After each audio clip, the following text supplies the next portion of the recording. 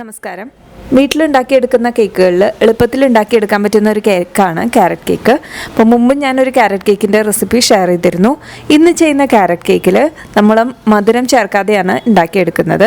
അതുപോലെ തന്നെ ഇത് ആവിയിൽ വേവിച്ചെടുക്കുകയാണ് ചെയ്യുന്നത്. അപ്പോൾ നമ്മുടെ സാധാരണ വീട്ടിലുള്ള ഇഡ്ഡലി ചെമ്പിലൊക്കെ വെച്ച് ഇത് ആവിയിൽ വേവിച്ചെടുക്കാവുന്നതാണ്. ഇത് ഉണ്ടാക്കിയെടുക്കാനായിട്ട് കേക്ക് മോൾഡിൻ്റെ ഒന്നും ആവശ്യമില്ല. നമ്മുടെ വീട്ടിലുള്ള ഏത് പാത്രത്തിൽ വെച്ചിട്ടും ഇത് ആവിയിൽ വേവിച്ചെടുക്കാം. സിമ്പിളായിട്ട് ഉണ്ടാക്കിയെടുക്കാൻ പറ്റുന്നതാണ് ഈ ഒരു കേക്ക്. അപ്പോൾ ഇത് എങ്ങനെയാണ് ഉണ്ടാക്കിയെടുക്കാൻ നമുക്ക് നോക്കാം. ഈ റെസിപ്പിയിൽ മധുരത്തിന് വേണ്ടിയിട്ട് ഡേറ്റ്സ് ആണ് നമ്മൾ ചേർത്ത് കൊടുക്കുന്നത്.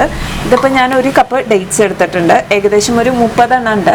അപ്പോൾ അത് കുരു കളഞ്ഞ് നന്നായി അരിഞ്ഞെടുത്തിട്ടുണ്ട്. ഇനി ഇതിലേക്ക് പാല് ചേർത്ത് കൊടുക്കണം. ചൂടുള്ള പാല് വേണം നമ്മൾ ചേർക്കാനായിട്ട്. 1/4 കപ്പ് പാല് ചേർത്ത് കൊടുക്കാം. ഇനി ഇതൊന്ന് സോക്കായി വരണം. ഈ ഡേറ്റ്സ് ഒരു 10 മിനിറ്റ് ഇതിലിരുന്നിട്ട് നന്നായിട്ടൊന്ന് സോക്കായി വന്നതിന് ശേഷം നമുക്കിതൊന്ന് അരച്ചെടുക്കാം. അപ്പോൾ ഇത് നമുക്ക് മാറ്റി വയ്ക്കാം. ഇനിയിപ്പോൾ നിങ്ങൾക്ക് ഡേറ്റ്സ് ചേർക്കണ്ട, കുറച്ച് മധുരം ആഡ് ചെയ്യണം എന്നുണ്ടെങ്കിൽ ഒരു 1/2 കപ്പ് ഡേറ്റ്സും 1/2 കപ്പ് ഷുഗർ ആഡ് ചെയ്യുക. അപ്പോൾ 1/2 കപ്പ് ഡേറ്റ്സ് 1/4 കപ്പ് പാലിൽ സോക്ക് ചെയ്യുക. അതിന് ശേഷം നമ്മൾ അരച്ചെടുക്കും. പിന്നെ ഷുഗർ വേറെ ആഡ് ചെയ്യാം 1/2 കപ്പ്.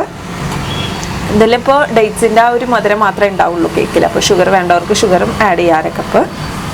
അപ്പോൾ ഇതൊന്ന് സോക്കായി വരട്ടെ.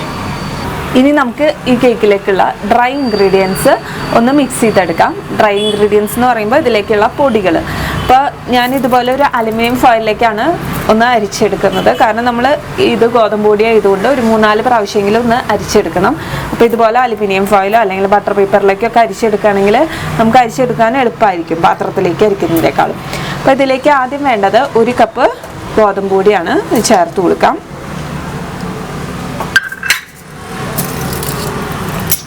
ഇനി ഇതിലേക്ക് വേണ്ടത് ബേക്കിംഗ് സോഡയാണ്. ഇതിപ്പോൾ 1 ടീസ്പൂൺ ബേക്കിംഗ് സോഡയാണ്. ബേക്കിംഗ് സോഡയും ബേക്കിംഗ് പൗഡറും വാങ്ങുമ്പോൾ അലുമിനിയം ഫ്രീ ആയിട്ടുള്ള ബേക്കിംഗ് പൗഡറും ബേക്കിംഗ് സോഡയും വാങ്ങാനായിട്ട് കിട്ടും. ഓൺലൈൻ മാത്രമേ അത് കണ്ടിട്ടുള്ളൂ, ഷോപ്സിൽ കണ്ടിട്ടില്ല. അപ്പോൾ അത് വാങ്ങുകയാണെങ്കിൽ കുറച്ചും കൂടി നല്ലതാണ്. ഇനി ഇതിലേക്ക് ഞാൻ സിനമൺ പൗഡർ, കറുവപ്പട്ട പൊടിച്ചത്, അത് ചേർത്ത് കൊടുക്കുന്നുണ്ട്. 1/2 ടീസ്പൂൺ. ഓപ്ഷണലാണ്. അതിൻ്റെ ആ ഒരു സ്മെല്ല് ഇഷ്ടമായതുകൊണ്ടാണ് ഞാൻ ചേർത്ത് കൊടുക്കുന്നത്. ഇത് നന്നായിട്ടൊന്ന് അരിച്ചെടുക്കാം. ഇപ്പോൾ അരിച്ചെടുത്ത് കഴിയുമ്പോൾ ഇതിൽ വല്ല കല്ലോ തരിയോ ഒക്കെ ഉണ്ടാക്കിച്ചെങ്കിൽ നമുക്ക് മാറ്റാം. ഇനി ഇതൊരു 3-4 പ്രാവശ്യം കൂടി ഞാൻ അരിച്ചെടുക്കുന്നുണ്ട്. ഇപ്പോൾ പൊടികളെല്ലാം ചേർത്ത് ഒരു 3-4 പ്രാവശ്യം ഞാൻ അരിച്ചെടുത്തിട്ടുണ്ട്. ഇനി നമുക്കിത് മാറ്റി വയ്ക്കാം. ഈ ഡേറ്റ്സ് ചൂട് പാലിലിട്ട് വെച്ചിട്ട് ഒരു 10 മിനിറ്റ് ആയി. ഇനി ഇത് മിക്സിയുടെ ജാറിലിട്ട് നന്നായിട്ട് പേസ്റ്റ് പോലെ ഒന്ന് അരച്ചെടുത്തിട്ട് വരാം.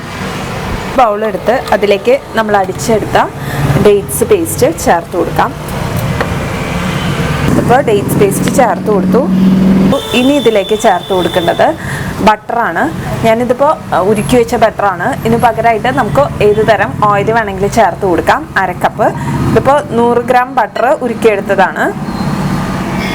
നിങ്ങൾ ഓയിൽ ചേർക്കുകയാണെങ്കിൽ 1/2 കപ്പ് ഓയിൽ ചേർത്ത് കൊടുത്താൽ മതി. ഉരുക്കി വെച്ച് ചൂടാറിയതിന് ശേഷം വേണം നമ്മൾ ചേർത്ത് കൊടുക്കാനായിട്ട്. ഇനി ഇതിലേക്ക് നമ്മൾ ചേർത്ത് കൊടുക്കേണ്ടത് ക്യാരറ്റ് ഗ്രേറ്റ് ചെയ്ത് വെച്ചതാണ്. ഇപ്പോൾ 1/2 കപ്പ് ക്യാരറ്റാണ് നമുക്ക് വേണ്ടത്. ഏകദേശം ഒരു 3-4 ക്യാരറ്റ്, മീഡിയം സൈസുള്ള 3-4 ക്യാരറ്റ് ഗ്രേറ്റ് ചെയ്തെടുത്തത്.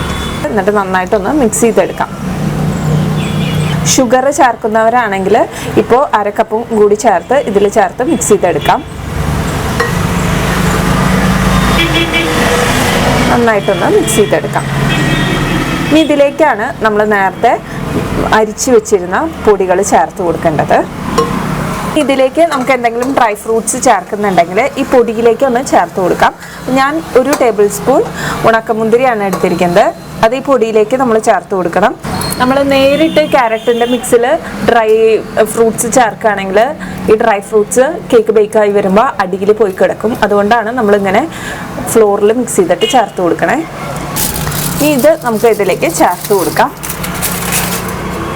ഇനി ഇതുപോലത്തെ ഒരു സ്പാച്ചില ഉണ്ടെങ്കിൽ നല്ലതാണ്. ഇനി ഇത് ഫോൾഡ് ചെയ്തെടുക്കുകയാണ് വേണ്ടത്. ഇങ്ങനെ കട്ട് ചെയ്യുക, എന്നിട്ട് ഇങ്ങനെ ഫോൾഡ് ചെയ്യുക. ഇങ്ങനെയാണ് മിക്സ് ചെയ്തെടുക്കേണ്ടത്. നമ്മൾ കേക്ക് ബാറ്ററൊക്കെ ഇതുപോലെയാണ് മിക്സ് ചെയ്തെടുക്കണേ. സ്ലോ ആയിട്ട് ഫോൾഡ് ചെയ്തെടുക്കുകയാണ് വേണ്ടത്.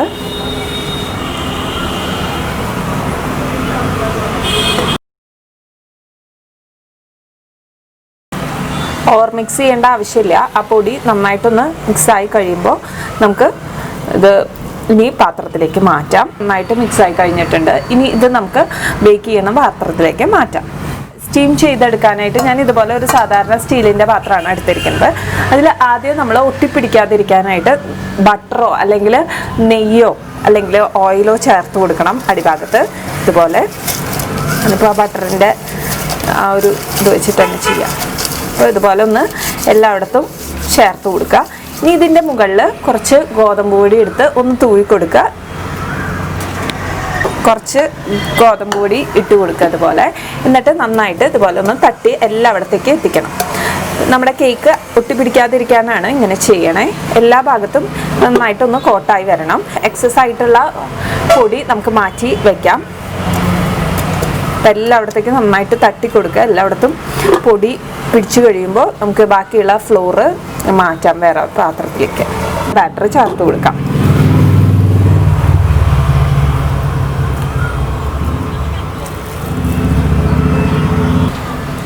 ഇത്തിരി തിക്കാണ്, അത്ര ലൂസായിട്ടുള്ള ഒരു ബാറ്റർ അല്ല. നമ്മളിത് പാത്രത്തിലേക്ക് മാറ്റുമ്പോൾ പാത്രത്തിൻ്റെ ഒരു 1/4 ഭാഗം മതി ബാറ്റർ. ഫുള്ളായിട്ട് നിറഞ്ഞു നിന്നാൽ നമ്മളിതിൽ ഓൾറെഡി ബേക്കിംഗ് സോഡ ചേർത്തിട്ടുണ്ട്. അപ്പോൾ അത് ചെറുതായിട്ടൊന്ന് പൊന്തി വരും. അപ്പോൾ അതുകൊണ്ട് ഫുള്ളായിട്ട് നിറഞ്ഞു നിന്നാൽ നമ്മളിത് സ്റ്റീം ചെയ്തെടുക്കുമ്പോൾ ബുദ്ധിമുട്ടാവും. സ്റ്റീം ചെയ്യുന്ന പാത്രത്തിലേക്ക് വെക്കുന്നതിന് മുമ്പായിട്ട് ഞാനിതൊന്ന് അടച്ചു വെക്കുന്നുണ്ട്. അപ്പോൾ ഇതുപോലെ ഒരു അലുമിനിയം ഫോയിൽ എടുത്തിട്ട് ഇതൊന്ന് അടച്ചു വെക്കുകയാണ്. അല്ലെങ്കിൽ നമ്മൾ ആവി കയറ്റി എടുക്കുമ്പോൾ ഇതിലേക്ക് ആവി വീഴാനുള്ള ചാൻസ് ഉണ്ട്. ഇപ്പം നിങ്ങളുടെ കയ്യിൽ അലുമിനിയം ഫോയിൽ ഇല്ലെങ്കിൽ ചെറിയൊരു ടർക്കി ടവൽ കൊണ്ട് മൂടിയതിന് ശേഷം ഒരു അടപ്പ് വെച്ച് അടയ്ക്കാം. നമ്മൾ നേരിട്ട് അടപ്പ് വെച്ച് അടയ്ക്കുമ്പോൾ കുറച്ച് കഴിയുമ്പോൾ ആ അടപ്പിൽ നിന്നുള്ള വെള്ളവും ഈ കേക്കിലേക്ക് വീണത് കേടാവാനുള്ള ചാൻസ് ഉണ്ട്. അപ്പോൾ ഇനി നമുക്കിത് സ്റ്റീം ചെയ്യേണ്ട പാത്രത്തിലേക്ക് മാറ്റാം.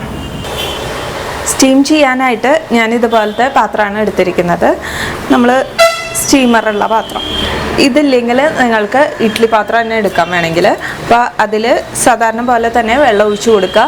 ഇഡ്ഡലി തട്ട് വയ്ക്കുക. 1-2 ഇഡ്ഡലി തട്ട് വെച്ചിട്ട് അതിൻ്റെ മുകളിൽ പാത്രം വെച്ച് വേവിച്ചെടുക്കാം. അപ്പോൾ ആദ്യം ഇതൊന്ന് ചൂടാക്കി എടുക്കണം. ഞാനിപ്പോൾ കുറച്ച് നേരമായി ഇത് വെച്ചിട്ട്. അടിയിലത്തെ തട്ടിൽ വെള്ളമാണ്, വെള്ളത്തിൻ്റെ മുകളിൽ ഇതുപോലെ ഒരു സ്റ്റീമർ. ഇനി ഇതിൻ്റെ ഉള്ളിലാണ് നമ്മൾ കേക്ക് വെച്ച് കൊടുക്കാനായിട്ട് പോകുന്നത്.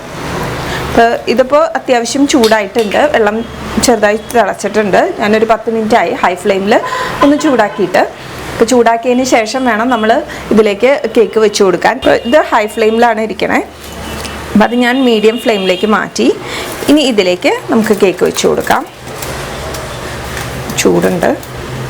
കേക്ക് വെച്ചിട്ട് നന്നായിട്ട് ടൈറ്റായിട്ട് അടയ്ക്കണം. മീഡിയം ഫ്ലെയിമിൽ നമുക്കൊരു മണിക്കൂർ, ഒരു 45 മിനിറ്റ് മുതൽ 1 മണിക്കൂർ വരെ എടുക്കും. ഗോതമ്പ് പൊടി ആയ കാരണം കുറച്ച് സമയം അധികം എടുക്കും. പിന്നെ അത് ഇത്തിരി കട്ടിയുണ്ടല്ലോ, വേവാൻ കുറച്ച് സമയം എടുക്കും. അപ്പോൾ 1 മണിക്കൂർ കഴിഞ്ഞിട്ട് നമുക്ക് ചെക്ക് ചെയ്ത് നോക്കാം ആയിട്ടുണ്ടോ അത്. ഇല്ലെങ്കിൽ കുറച്ച് നേരം കൂടി ചിലപ്പോൾ വെക്കേണ്ടി വരും. ഇതിപ്പോൾ 1 മണിക്കൂർ കഴിഞ്ഞിട്ടുണ്ട്. ഞാൻ ഓഫ് ചെയ്ത് വെച്ചിട്ട് 5 മിനിറ്റ് ആയി. ഞാനൊന്ന് ചെക്ക് ചെയ്തിരുന്നു. അപ്പോൾ ആയി വന്നിട്ടുണ്ട്. പതുക്കെ തുറക്കാം. നല്ല ചൂടുണ്ടാവും, സൂക്ഷിച്ച് തുറക്കുക. അപ്പോൾ നമ്മുടെ കേക്ക് ആയിട്ടുണ്ടോ എന്ന് അറിയാനായിട്ട് ഒരു കത്തിയോ ഒരു ഫോർക്കോ എടുക്കുക. എന്നിട്ട് കേക്കിൻ്റെ നടുവിൽ വേണം നമ്മൾ കുത്തി നോക്കാനായിട്ട്. അപ്പോൾ നടുവിൽ ഞാൻ നേരത്തെ കുത്തി നോക്കിയിരുന്നു, ക്ലീനായിട്ട് വന്നു. കണ്ടില്ലേ, കേക്ക് ബേക്കായിട്ടുണ്ടെങ്കിൽ ക്ലീനായിട്ട് വരും. ഇപ്പോൾ ക്ലീനായിട്ട് വന്നിട്ടുണ്ട്. ഇതൊന്ന് ഇരുന്ന് ഈ പാത്രത്തിൽ തന്നെ ഇരുന്ന് നന്നായി ഒന്ന് ചൂടാറട്ടെ. അതിന് ശേഷം നമുക്ക് ഈ പാത്രത്തിൽ നിന്ന് മാറ്റിയെടുക്കാം. അല്ലെങ്കിൽ ചിലപ്പോൾ കേക്ക് പൊട്ടിപ്പോകാനുള്ള സാധ്യതയുണ്ട്. ഇതിപ്പോൾ കേക്ക് നന്നായിട്ട് തണുത്ത് വന്നിട്ടുണ്ട്. അപ്പോൾ നമുക്ക് പതുക്കെ ഈ പാത്രത്തിൽ നിന്ന് മാറ്റാം. സൈഡുകൾ പതുക്കെ കത്തി വെച്ചിട്ട് ഇതുപോലെ ഒന്ന് ആക്കി കൊടുക്കുക. കേക്ക് ഞാനൊരു പ്ലേറ്റിലേക്ക് മാറ്റിയിട്ടുണ്ട്. പതുക്കെ ഇത് മാറ്റിയെടുക്കാം. നമുക്ക് കട്ട് ചെയ്യാം.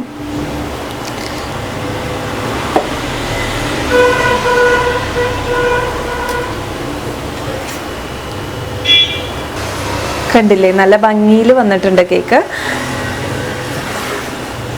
നമ്മൾ സാധാരണ ബേക്ക് ചെയ്തെടുക്കുന്ന കേക്ക് പോലെ തന്നെ വന്നിട്ടുണ്ട്.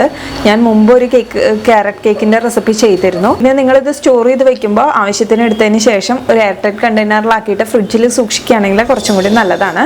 അല്ലെങ്കിൽ ചിലപ്പോൾ 2 ദിവസത്തിനുള്ളിൽ കേടാവാനുള്ള ചാൻസ് ഉണ്ട്. ക്യാരറ്റൊക്കെ നമ്മൾ ഫ്രഷ് ആയിട്ട് ആഡ് ചെയ്തതല്ലേ. അപ്പോൾ അതുകൊണ്ട് അപ്പോൾ എല്ലാവരും ഒന്ന് ട്രൈ ചെയ്ത് നോക്കിയിട്ട് ഫീഡ്ബാക്ക് അറിയിക്കും. സ്റ്റീം ചെയ്തെടുത്തതാണെന്ന് തോന്നിയില്ല ഈ കേക്ക്. അപ്പോൾ ഇനി ഇതുപോലെയുള്ള റെസിപ്പീസായിട്ട് ഞാൻ വരാം. അതുവരേക്കും നന്ദി, നമസ്കാരം.